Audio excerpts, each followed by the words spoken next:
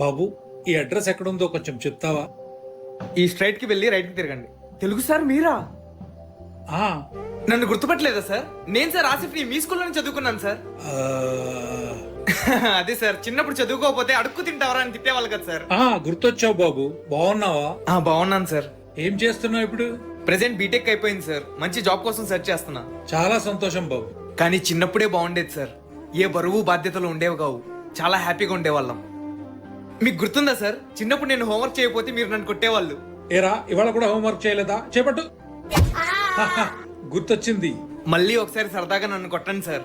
అయ్యో వద్దులే బాబు. Please sir. చిన్నప్పుడు అంటే హోంవర్క్ చేయలేదని కొట్టేవాడిని.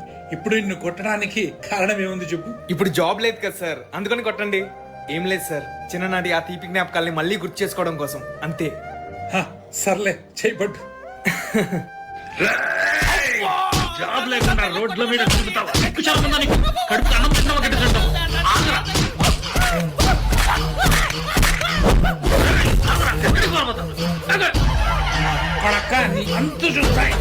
రక్తం తాగుతా.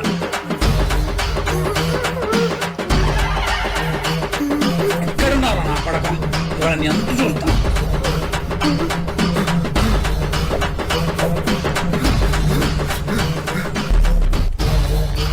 అయ్యా అన్నం తిని 10 రోజులు అవుతుందయ్యా. 1 రూపాయి ఉంటే ధర్మం చేయ్యా. డబ్బులు లేవేం లేదు. రా.